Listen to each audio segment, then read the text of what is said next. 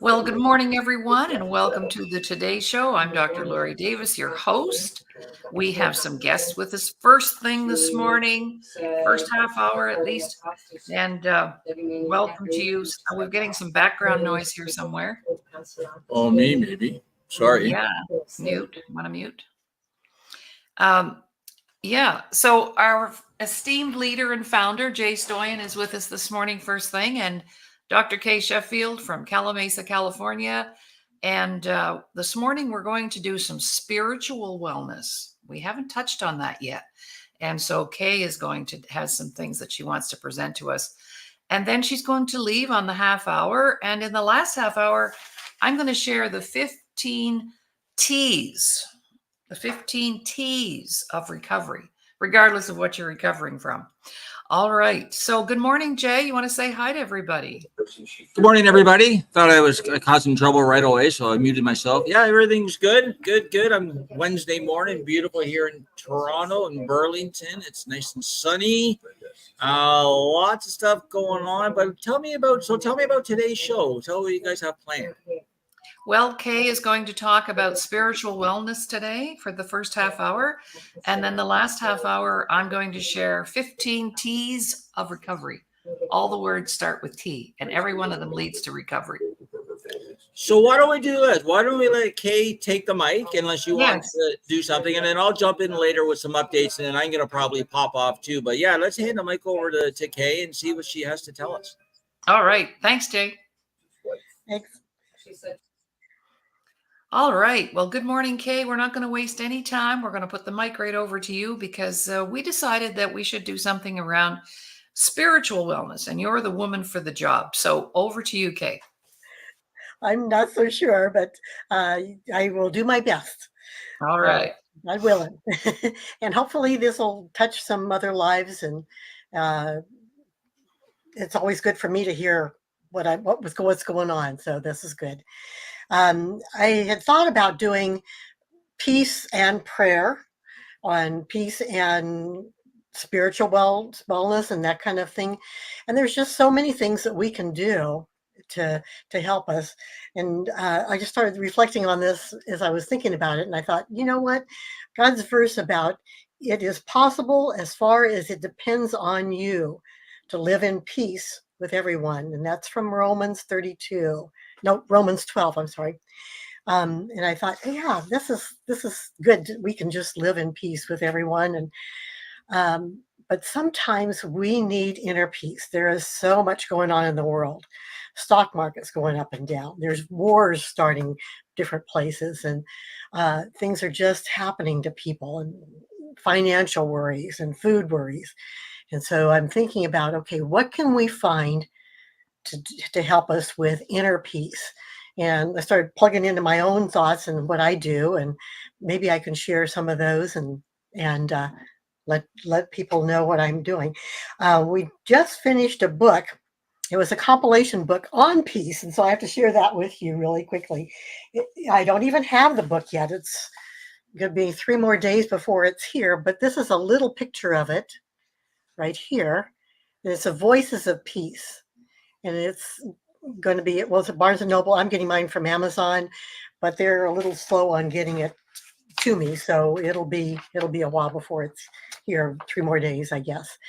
So we all wrote on peace and what we thought peace was, and quite often I feel like it's a quiet place to be, or some time just outside, hearing birds, hearing kids, hearing a stream, just listening. And I'll talk about that in a few more minutes too, about listening more. There's a time, I think, where if we just take a walk and just look at what's around us and how it's so beautiful, and be thankful for all that we have and all that is around us that we are given, and how the world, how the universe, how God has created all of this to give us this beautiful country and world that we live in. I think of peaceful music, and not everybody has the same kind of peaceful music. And I have a kind of music I like to listen to. I like to listen to Christian music. I like to listen to quiet music, sometimes some classical music, um, and sometimes some rock and roll, and that kind of thing too. So whatever touches you and makes you feel calm and secure. It's a secure feeling as well as a calm feeling. I love to dance, and I can be stressed up to the hilt and go out and start moving to music and getting that rhythm in, whether it's a waltz or a foxtrot or a cha-cha, and it just gets all the energy and the pent up stress out of you, and you just start feeling like, oh my goodness, I can move to this, and I can feel the vibrations of the music and feel peace. I also like to take deep breaths, and this is really why, yes, deep breath. Good Lord. And I have a special way I like to do my deep breaths. Do you think we could do just a couple of them? Okay. Definitely. Definitely. And I've heard lots of people do different ways of breathing. And the way I like to breathe is a little bit more core raised. So you're using your core to do the breathing in.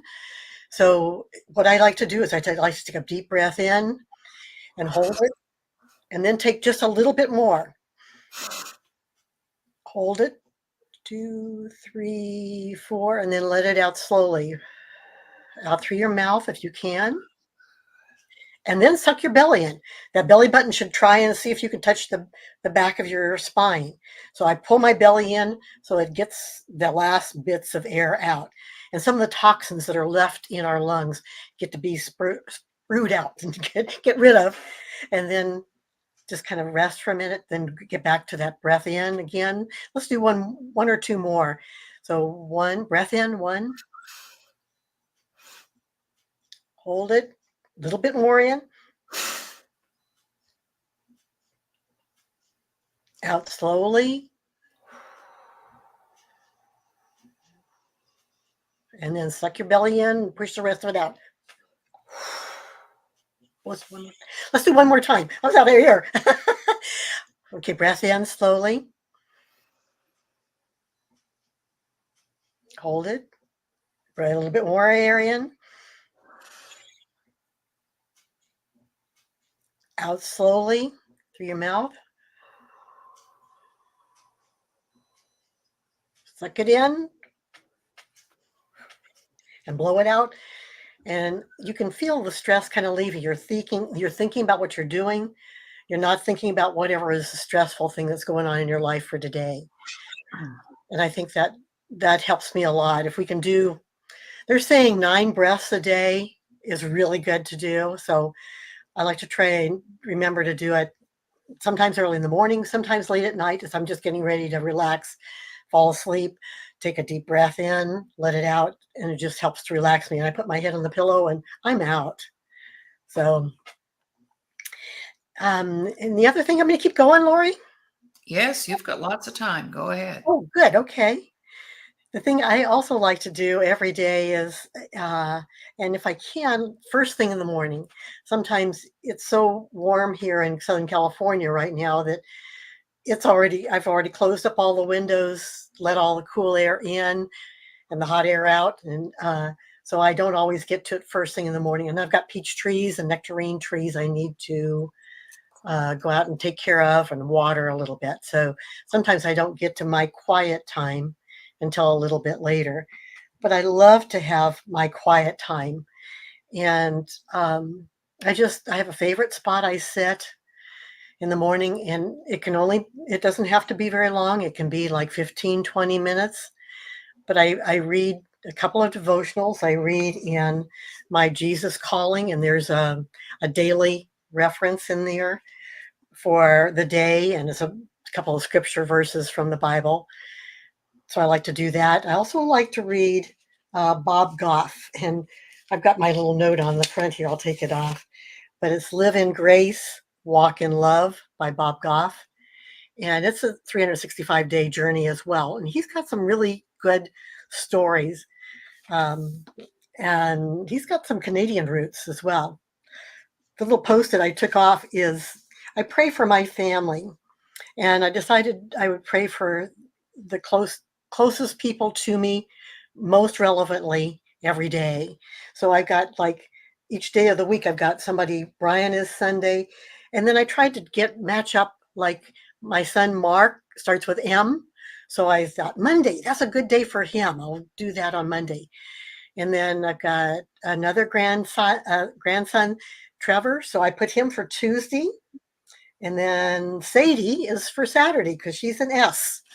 And then the rest of them are all fit in there as for me to pray for. But I love to be able to do that, and then to pray for the country when we can.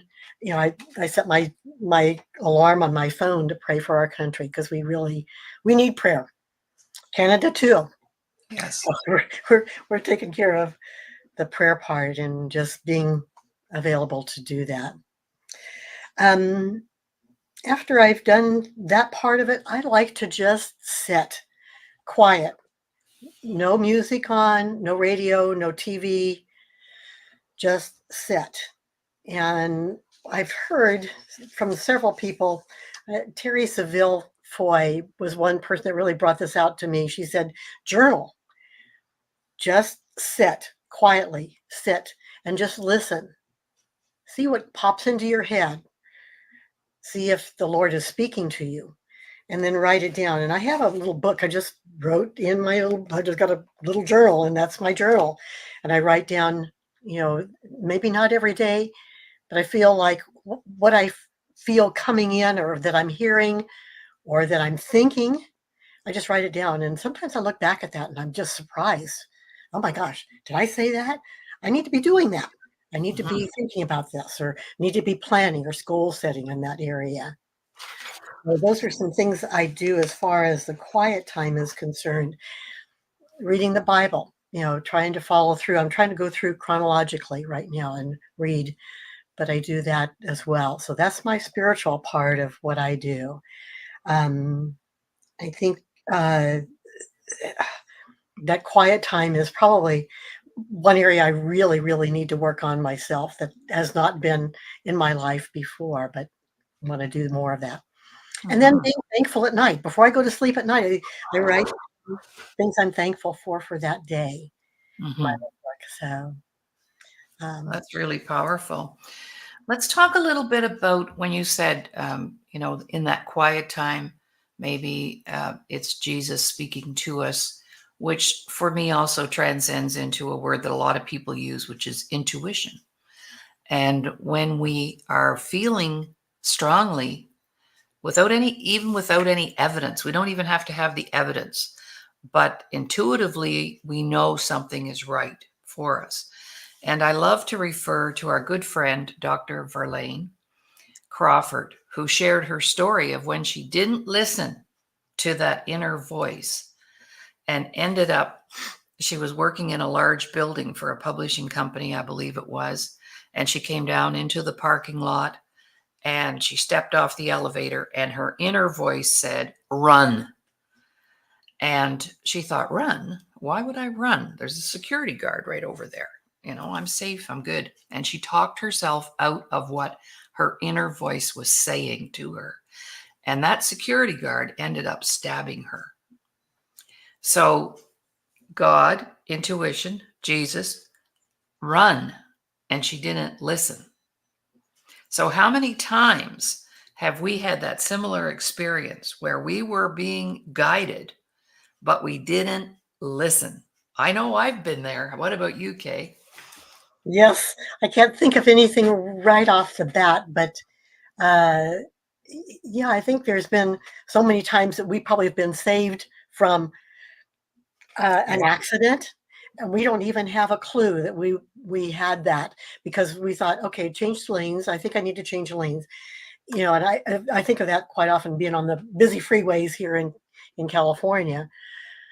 There's times where I think, okay, do I need to do this? Maybe I do. And then something happened, or there was an accident on that other side that I missed or avoided or got around it easier. So yeah, I think there's Well, yeah, a lot. yeah. When you think about too, I knew intuitively that my second marriage was just not ever going to work out, but I got married anyway. I didn't listen. Yes. Yes. Mhm. So when it comes to relationships, I think that happens a lot. Hmm. Don't you think? Yeah, I do too. I've got a person right now that I just feel like, no, you need to stay away. That's not a build up kind of a person Yeah. that you can either help them or they can help you. You just feel like, but then God says to love everybody. So, yes, we need to Yeah. love them No, anyway, but we we, don't need we to hang can, out. yeah, we can love them, but they don't have to be a project, No, no, right? no, we don't need to do Exactly. that. Exactly. Yeah. Well, let's just take a little 30-second break, Kay, get our breath, and come back to continue our discussion. My Okay. guest today, Dr. Kaye Sheffield. Well, she's actually more of a co-host. She's not really a guest anymore, and she supports Wellness Wednesdays frequently. So, thank you for being here today, Kay. You're welcome.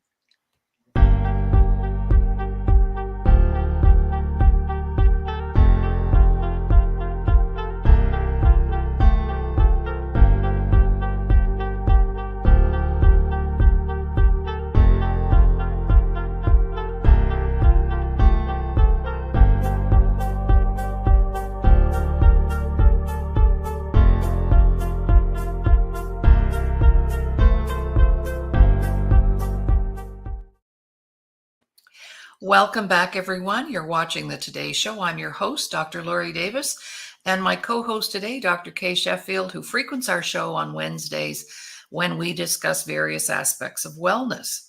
Also, too, right now we're streaming live on my Facebook page, Laurie Davis, our YouTube channels, the Disability Channel Facebook page. I believe we're on approximately 15 platforms right now, and our shows go down, some of our shows go down to Your Home TV, and I'll put that up, the link that you can copy down if you wish to access our shows on Your Home TV.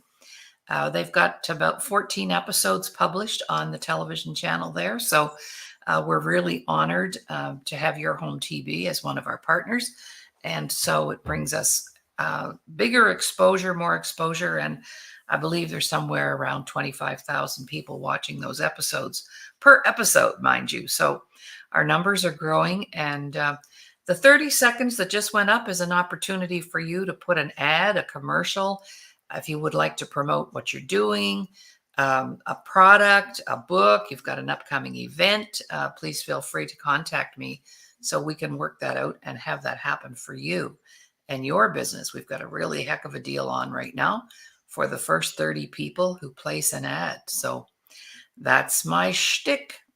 Over to you, Kay. So, what else do we need to say? Intuition. Yes, we were talking about those times when you know better and you don't listen to your most smartest part of you, which is your intuition, because we were all given that. Don't you think that's a spiritual gift? Okay. Oh, I do. I do. Mhm. And I'm not, quite often I used to think, oh my goodness, the Lord never talks to me. I never hear from God. God never says anything. And how come he talks to all these other people? And finally I started realizing what Teresa Villefoy was saying with the journaling aspect. You have to be quiet. You can't hear him unless you're quiet or you're reading his word. If you're reading his word, then you can find all kinds of things that he says to you or that he brings out in you or that he tells you that he wants you to know. So it's been a learning journey for me along Mhm. the way. Well, Kathy Bell is here this morning, and she always has a very good question. So let's see if we can help her with her question. How can you tell the difference between fear and intuition? Hmm. Well, I think people are afraid of the fear comes in when you don't believe that you have that or you're not trusting it. So if you have this feeling about something that we've talked about, like another person or another relationship or changing lanes or whatever, um, when we don't trust our intuition, I think that creates fear. What are your thoughts, Kay, on that? Fear, I think, it's an unsafe feeling. You feel afraid. A fear is afraidness, and quite often it blocks any other thoughts. It could block intuition. Intuition, I perceive as just being a thought, a way without the unsafe necessarily. I mean, you can feel unsafe, or fearful, but just a thought. I have a thought about I want to go and do this, or I should not do that, and but it's not necessarily a fear. I, I think they're two different, very different things. Is Mhm. my thought. Yeah, absolutely. But we know from our experience, Kay, that most people operate from a place of fear and Yes, worry and anxiety and concerned about what other people think. And so we're always adjusting ourselves to meet those needs rather than just going with what we know is right for us. Because what's right for Kay is different than what's right for Kathy. It's different than what's right for Laurie. So, but I have really, really honed that down recently.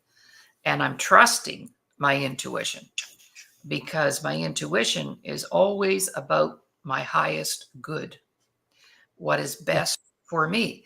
And isn't that what God wants for us? The best for us? yeah, We mess it up. we do. We overthink, we analyze, paralysis by analysis, right?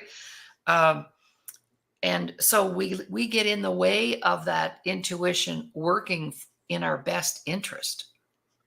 We don't Well, always see the end result of that, but yeah, it's like that's how we've got ourselves programmed. We want all the ducks lined up before we follow through. yeah. God wants us just to trust Him Oh, and not be worried about all these little ducks that aren't lining up. I do have a little. I pulled this up last night.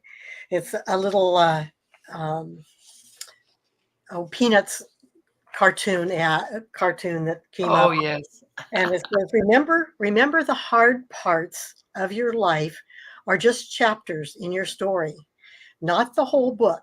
There are still beautiful things to come." Exactly. So I, Exactly. I think if we can put the fears aside and just think about, okay, what's the next chapter? Why am I not feeling good about this right now? But it's Mhm. just a chapter, a stage, a section of your life. What's the next one to come? Mhm. Let's look forward to that. Yeah, and everything's temporary. Hmm. Nothing lasts forever. So if you're in a situation right now that's not very comfortable or you're feeling unsafe, or just remember, you just make a different decision or you listen to that inner voice, and Yes, it will guide you and direct you. Some people call it the universe, some people call it God, some people call it intuition. Doesn't matter what name you put on it, but it's there within all of us. yes, And I yes, remember laying in bed going, God, there must be a good man out there that I deserve. And I'm telling you, when yes. I 3 weeks later, Ron Davis appeared on my door. Yeah. I said, there's got to be. Well, you see, he was asking me to wait Hmm. until that Mr. Davis was able to come to my door. See, Hmm. free to come to my door. I was just waiting. He just asked me to wait. He didn't say no. He just said, wait, Hmm. wait. A lot of times, that's exactly what we're doing. We're waiting, and Mhm. God doesn't always bring everything until the 11th hour. And Oh, isn't that the truth? yeah, yeah, Be- because you don't get it till you absolutely need that. yeah. That happened with a class I was taking at Loma Linda. and I had to finish this paper, and it was about women in the Bible. And I ordered a computer. My sister-in-law, who lived up in Big Bear, hour and a half away, was going to help me put it together. Well, the place closed down. I went down there to say, I ordered a computer.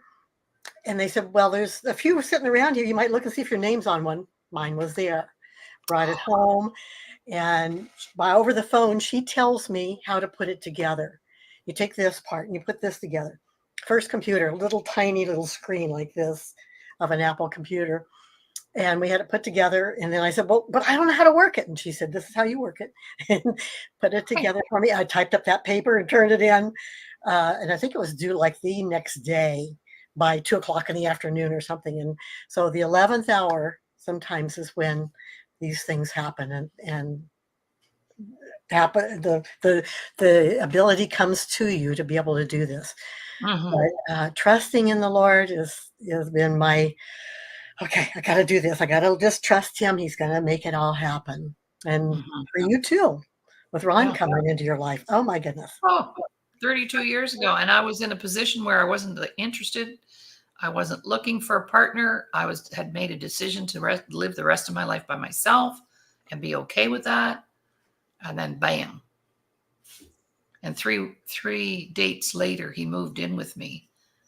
And we've been together ever since.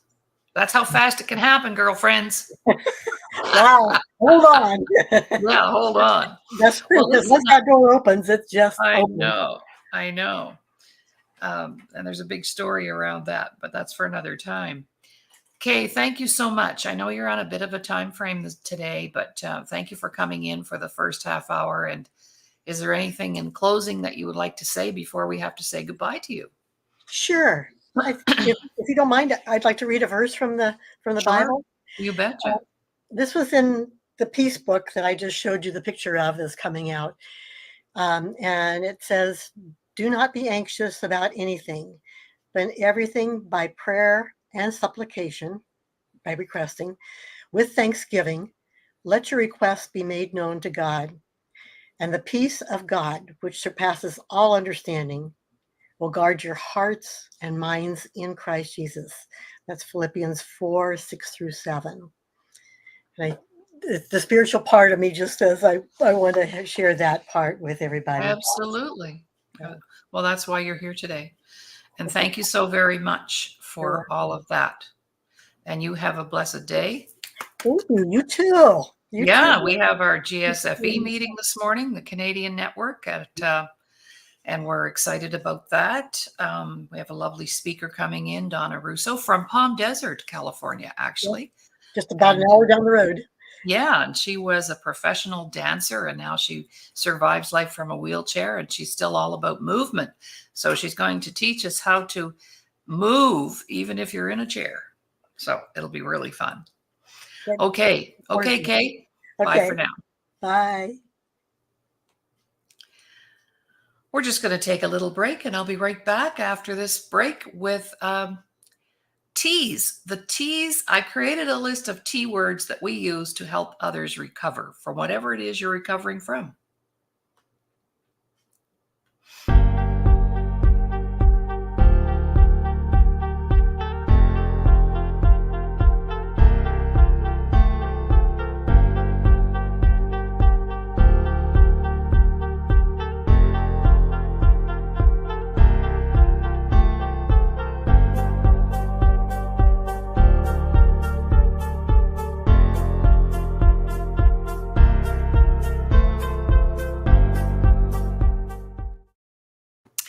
Welcome back, everyone. I'm Dr. Laurie Davis, and we're here this morning. Wellness Wednesday. Almost couldn't get those words out. And you're watching the Today Show here on the Disability Channel, and I understand we might have some students watching today. That is so fun. Jay informed me that we have our class, our students who are taking their media training.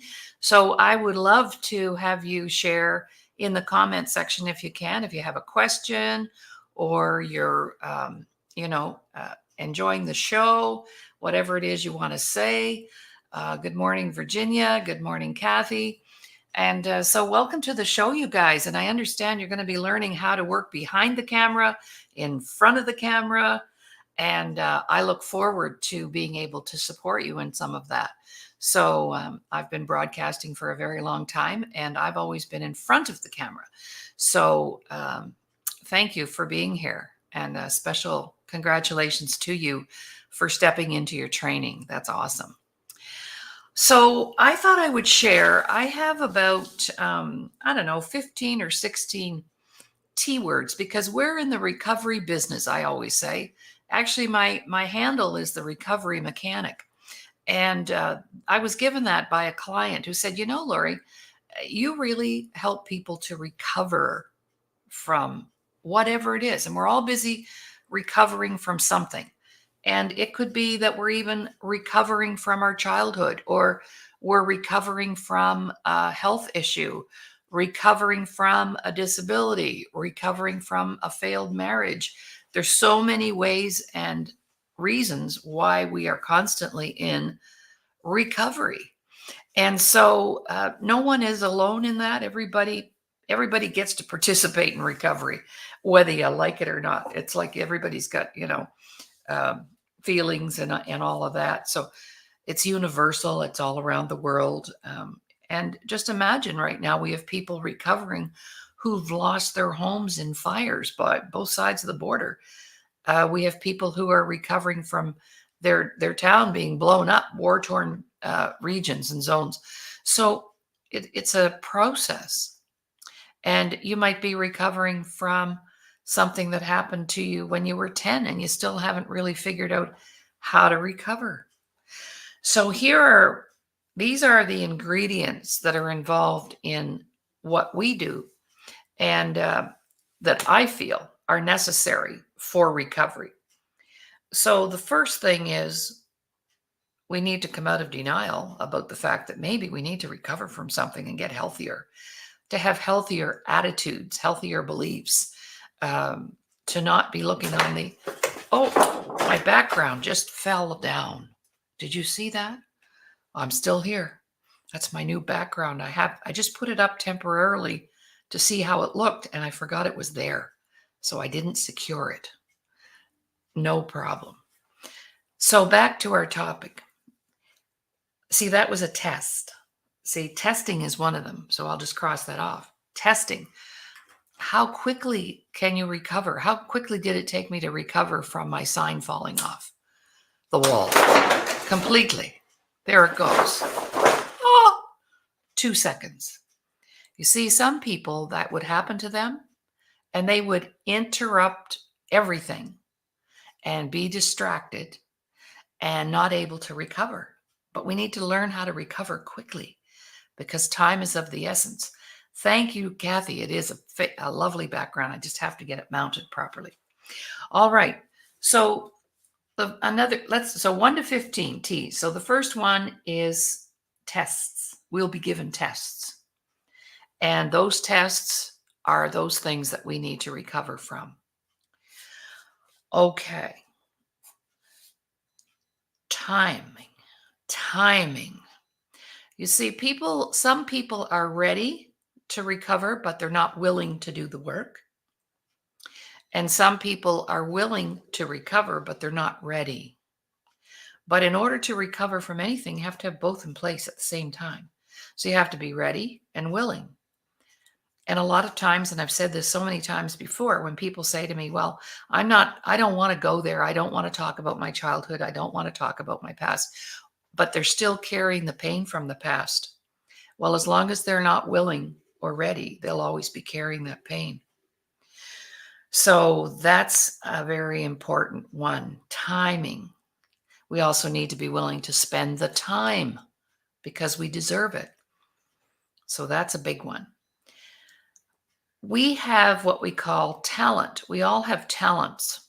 Talents are not gifts. Gifts are what we came with. So maybe you came with the gift of music, or you came with the gift of communication, or the gift of art, the gift of mechanics.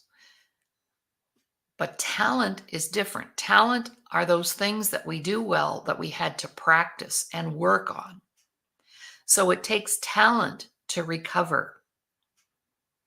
And everybody has that ability. You can learn how to do things. Like all of our students right now probably have never been inside of a studio, maybe some of you ever before, but you're ready and you're willing to learn. And some of you are going to discover that you have talents in certain areas. But we don't know that until we try, you see? So that's another T word. We have to be willing to try new things. As long as you keep doing the same old things and you keep solving your problems the same old way, you're going to get the same old results. So are you willing to try new things, new ways of thinking, new ways of viewing, new ways of talking? You see? Another T word. There has to be trust involved. Nobody can recover by themselves. We need help, but we also need to trust the people who are working with us. And if for some reason you don't do as you say as a leader, let's say in an organization, if you promise one thing and you do something different, people learn not to trust you. So trust is very important when it comes to recovery. It's important to trust the people who are taking you through the process. And if we don't have that, we're not going to really progress with that particular individual. And I've had a lot of clients come to me and say, well, I did try to get help. I sought out some professional help, but I didn't trust that person. Well, that's fair enough, right? So trust is really important. And I'd like to just, put a plug in for myself and my organization. We have these things in place. And so that's just a beautiful thing. Technology is something we've used to reach out. And of course, we've been working virtually for 22 years. So we did our very first workshops using this technology. There were no cameras, but voice over internet protocol became available to the public in 2002. So I embraced that right away. And I have to say, that was probably the smartest business decision I ever made back in the day, because all of a sudden now we're international. We can go anywhere in the world with our product line. And that really grew our business quickly back in the day. So we're very savvy in doing that. And we teach all of our facilitators how to do that in a professional way. So technology allows us to reach out to whoever is out there that wants to recover and needs to recover. And you want to do it quickly. You don't want to spend 10 years getting over something, really. It used to take me a long time because I didn't have the toolkit. I didn't have the tools. I didn't have the technology. So do you want to recover in, a short time, or do you want to recover in a long time? You get to choose and pick, because it's all going to be decided by you. So that's really important. And the technology has allowed us to do that in an exponential kind of way. You have to have the right tools. And this is huge. I recognized many years ago that people didn't have the proper toolkits. They might have had a master's degree in education. They might have had, they may have been educated. They may have had a trade. But they didn't have a toolkit for their own personal life, because those are things that we don't get taught in formal education. And so I thought, wow, most people are walking around feeling like there's something wrong with them. How do we help people recover from that? And that became the focus of my work. And so for the last 32 years, that's what we've been doing. So we have now over 1,000 tools in our toolbox to support people in recovery, everyday recovery. I used to I started saying, I used to take something bad would happen or get a negative phone call. It would take me months to get over it. If somebody said something bad about me, or if somebody didn't like me, But that was my own stuff. That was my own low self-worth. And I worried about what other people thought of me. And I always worried about saying the right thing and doing the right thing, doing things perfectly, doing things right. And then I switched it to doing the right thing. So you need the right tools. So how many tools do you have in your recovery toolbox? I don't know. I bet you don't have 1,000. You might have one, maybe, which could be alcohol, could be a dysfunctional relationship. It could be all kinds of things. So we need tools. We need tools.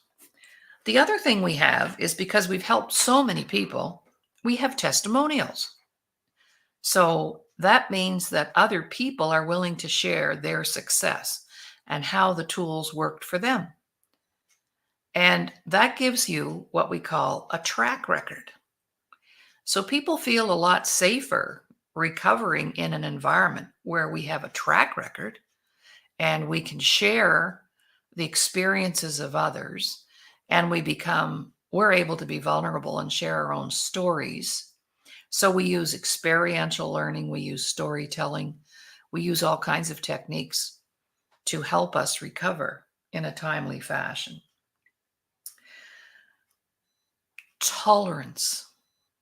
There's another T word I like, tolerance. It means acceptance, really. And we understand that, or I understand anyway, that I may have evolved and grown to a level where I am right now, but that took years, and not everybody is where I am. And so we have a huge tolerance and acceptance of people to accept you right now, where you are, who you are, what you've experienced, and love you anyway. And that has always been something that has supported our work in the world. We have a huge tolerance level for your past, for the addictions, for whatever it was you had to do to stay safe, for your position, for your, where you are in the world. So tolerance is really big on our list to be able to do that. Now here's Jay. So we're going to welcome him back. Good morning. Welcome back. Morning. I feel like I'm throwing you off just by popping in every once in a while. No, that's fine. It was just disturbing me. your flow. No, it's not. That's fine. Maybe you could just, I don't know if you've been listening, but we've been talking to all the T's that we use to help people recover. And I didn't really think about this until a couple of days ago, and I started making a list, and I went, wow, yeah, this is what people need to recover. They need the time, they need the talent, the people that can help them, they need the technology, track records, toolkit. And so, we thought we're on wellness today, so recovery is all about wellness. What do you know about recovery? You've had to recover from some serious stuff. I love your topics, Laurie. Like, they're just so insightful, informative. Something that's just sort of out of the box, but in the box. It's great. So ask me again. What were you going to ask me? That you said what? Can you give us something that you've had to recover from? You've had to recover from a few things in your life, I'm sure. Is there a little story you want to share about something you recovered from? I'm trying to think. That's interesting. I don't want to talk about my illness. I'm trying to think of something else, right? Yeah. You know what I did overcome? It's probably, and I don't really share this because it was a long time ago. But for people who don't know, I failed grade 7. Okay. Right? I failed No, I failed grade 8. I don't even know. It's so long. I failed grade 8. And it's really big because, grade 8, you go from grade 8 to high school. Yeah. Right? So in my first year, grade 8, I was one of the more popular kids and da-da-da. But I missed a lot of the school year because of my illness. Right?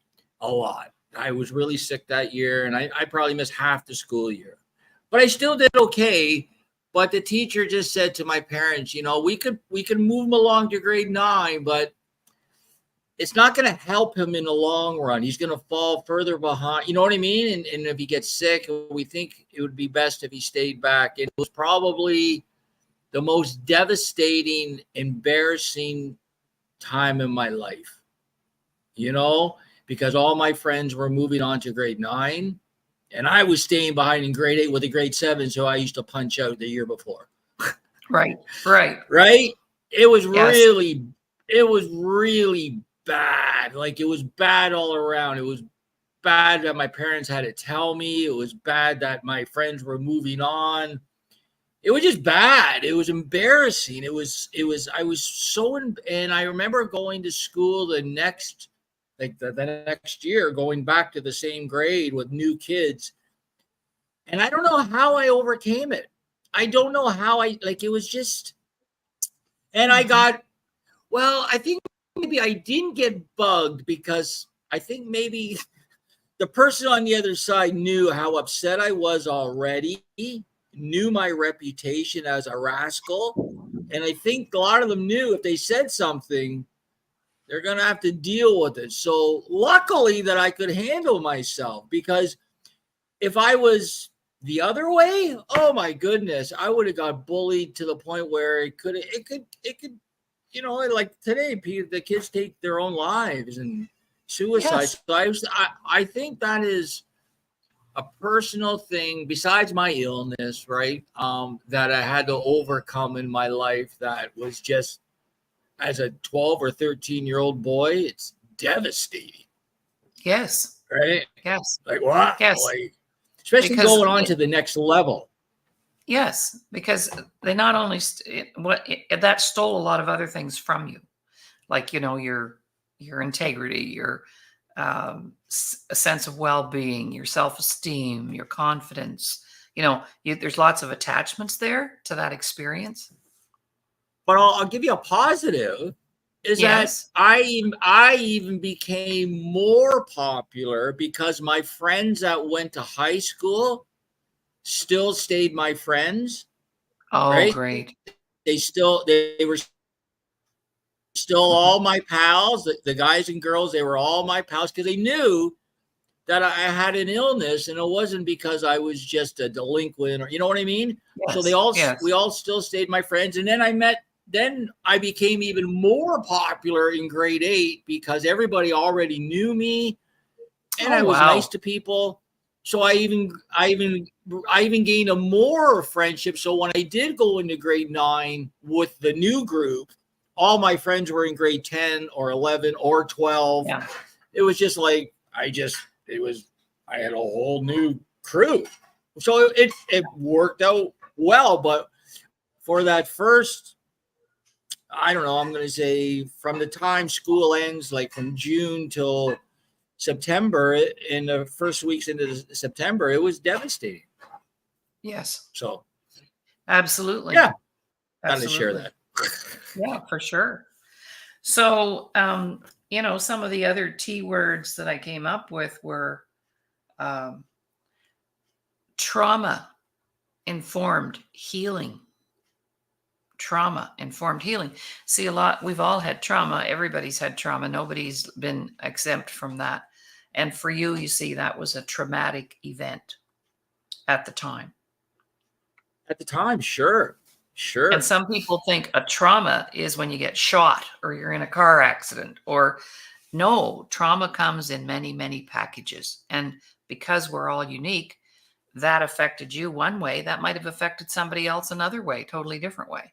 So That's we right. can have the same situation, but we all respond differently depending on the support we have and who our parents are. And, you know, so um, Kathy has asked a question. Did your friends know that you had a genetic illness? Did your friends know you were sick at the time? No, just No. my family, and I guess the dear friends that grew up on my street, you know, in my hood, in my neighborhood, because remember, by the time grade 8, you're already 13. Well, I met friends that, you know, from kindergarten, right? So by the time I was, 7 years later, they all knew that, oh yeah, Yes. Jay's sick, and, and oh yeah, we'll Yeah. see him next week when he gets better. And so Yeah. yeah, they all knew, and it was, yeah. So I don't know. It is what it is. You just makes you, what doesn't kill you makes you stronger, right? I guess. So for some That's people, right. That's for right. some people, That's right. right? Yeah, yeah. Right.